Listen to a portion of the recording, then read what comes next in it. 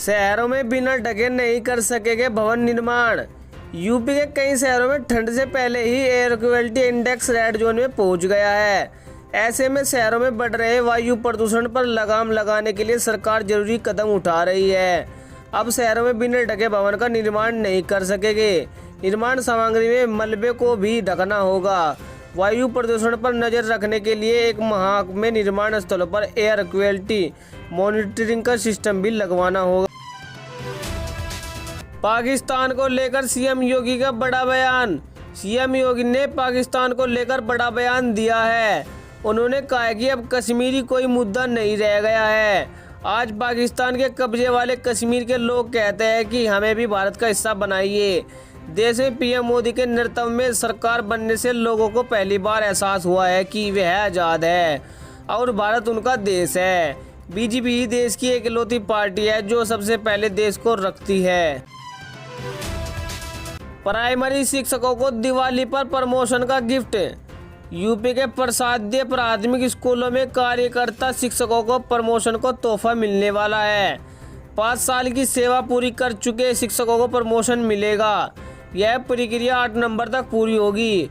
इसमें 68,500 सहायक अध्यापक भर्ती के तहत चयनित शिक्षकों को भी पदोन्नति का अवसर मिलेगा। कई जिलों में 2009 से नियुक्त शिक्षकों को प्रमोशन नहीं हो सका है। ऐसे में प्रक्रिया शुरू होने से एक बार फिर उनमें उम्मीद जागी है। यूपी पुलिस में 7,700 पदों पर जल्द होगी भर्ती।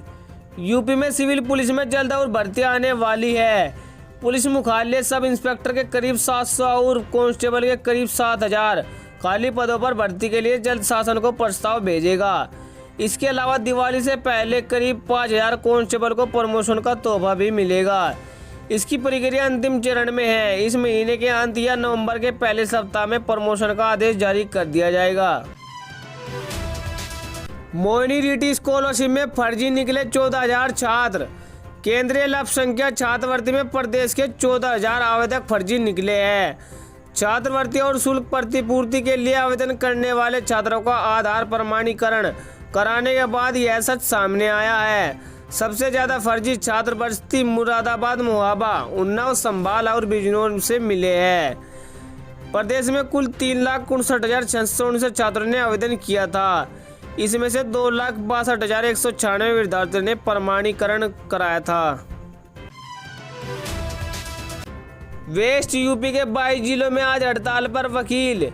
पश्चिम यूपी में हाईकोर्ट बेंच की मांग को लेकर 22 जिलों में आज वकील हड़ताल पर रहेंगे। गाजियाबाद कचहरी परिसर में हाईकोर्ट बेंच स्थापना केंद्रीय संघर्ष समिति की महत्वपूर्ण बैठक हुई।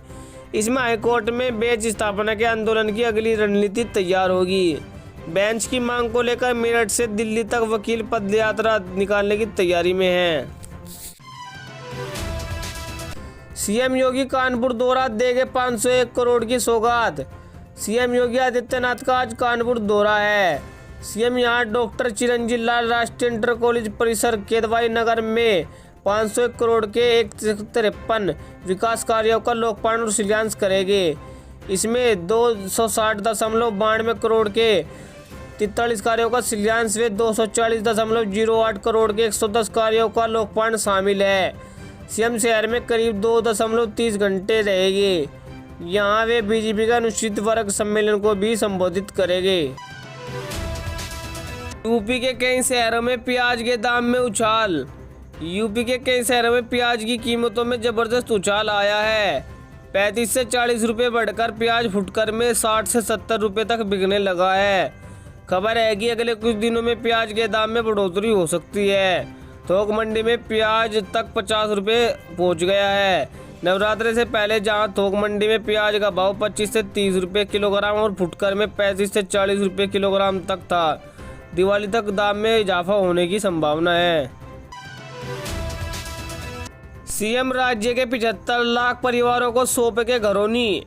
कानपुर में मुख्यमंत्री योगी ने कहा, यूपी में 75 लाख परिवारों को हम घरौनी योजना के माध्यम से जहां पर घर या झोपड़ी है उसका मालिकाना अधिकार उसको उपलब्ध कराने का कार्य कर रहे हैं। जो परिवार गांव में जहां रहता है वहां उससे जमीन का मालिकाना अधिकार उस परिवार की किसी महिला सदस्य के नाम पर उपलब्ध कराने का कार्य किया गया है। 51,000 नियुक्ति पत्र बांटेंगे पीएम मोदी।